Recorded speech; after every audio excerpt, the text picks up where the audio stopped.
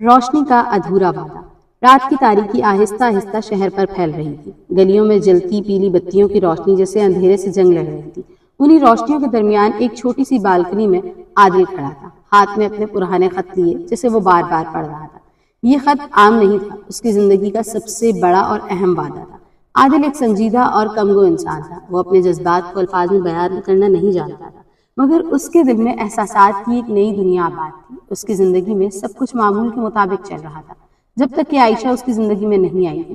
عائشہ روشنی کی طرح تھی، خوش مزاج، زندہ دل اور ہر وقت مسکراتی تھی۔ وہ جہاں جاتی وہاں ایک عجیب سی رونق پیدا ہو جاتی۔ ان دونوں کی ملاقات ایک کتابوں کی دکان میں ہوئی تھی۔ عادل ایک کونے میں کھڑا کتابیں دیکھ رہا تھا جب عائشہ نے اس کی ایک کتاب کے بارے میں پوچھا۔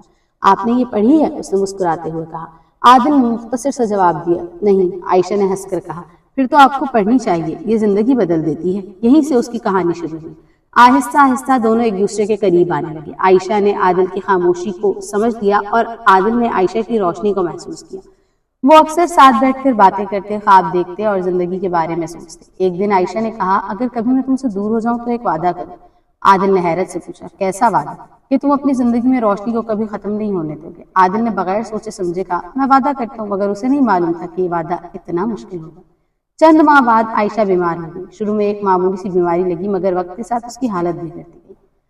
عادل ہر وقت اس کے ساتھ رہتا، اس کا خیال رکھتا اور اسے ہنسانے کی کوشش کرتا، مگر ایک دن وہ لمحہ آ ہی گیا جس کا ڈر تھا۔ عائشہ چلی گئی اس دنیا سے۔ عادل کی دنیا ایک لمحے میں اندھیرے میں ڈوب گئی۔ اس نے خود کو بند کر لیا، لوگوں سے دور ہو گیا اور اپنی زندگی کی تمام روشنیوں کو بجھا دیا۔ وہ ہر رات اسی بالکنی میں آ کر کھڑا ہو جاتا، وہ اس خط کو پڑھتا جو عائشہ نے اسے دیا تھا، روشنی کو ختم نہ ہونے دینا، مگر وہ یہ وعدہ پورا نہیں کر پا رہا تھا۔ اس کے لیے بہت مشکل تھا، اس کے دل میں صرف اندھیرا تھا۔ ایک دن جب وہ اسی طرح کھڑا تھا، اس کے سامنے نظر گھر پر پڑی۔ وہاں ایک چھوٹی سی بچی کھیل رہی تھی، وہ ہنس رہی تھی، دوڑ رہی تھی جیسے دنیا میں کوئی غم نہ ہو۔ عادل اسے دیکھتا رہا۔ اگلے دن بھی وہ بچی وہیں تھی۔ عادل آہستہ آہستہ اسے دیکھنا عادت بن گئی، وہ اسے دیکھتا رہا۔ ایک دن وہ بچی اس کے پاس آئی۔ آپ ہمیشہ اداس کیوں رہتے ہیں؟ اس نے معصومیت سے پوچھا۔ عادل حیران ہو گیا۔ میں ٹھیک ہوں، اس نے کہا۔ بچی نے سر ہلایا۔ نہیں، آپ ٹھیک نہیں ہیں۔ یہ سن کر عادل خاموش ہو گیا۔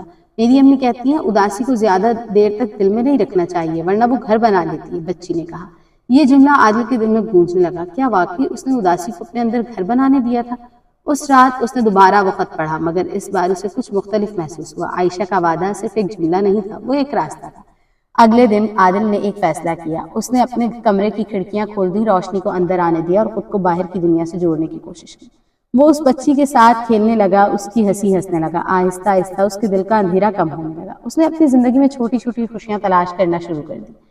ایک دن وہ اسی بالکنی میں کھڑا تھا، مگر اس بار اس کے چہرے پر ہلکی سی مسکراہٹ تھی۔ اس نے آسمان کی طرف دیکھ کر کہا، میں نے تمہارا وعدہ پورا کرنا شروع کر دیا ہے۔ ہوا کا ایک نرم سا جھونکا آیا، جیسے کسی نے اس کی بات سن لی ہو۔ عادل نے سیکھ لیا تھا کہ روشنی کبھی مکمل نہیں بجھتی، بس ہمیں اسے دوبارہ جلانا ہوتا ہے۔ اور یوں اس کا ادھورا وعدہ آہستہ آہستہ مکمل ہونے لگا، روشنی کے ساتھ، امید کے ساتھ اور ایک نئی زندگی کے ساتھ۔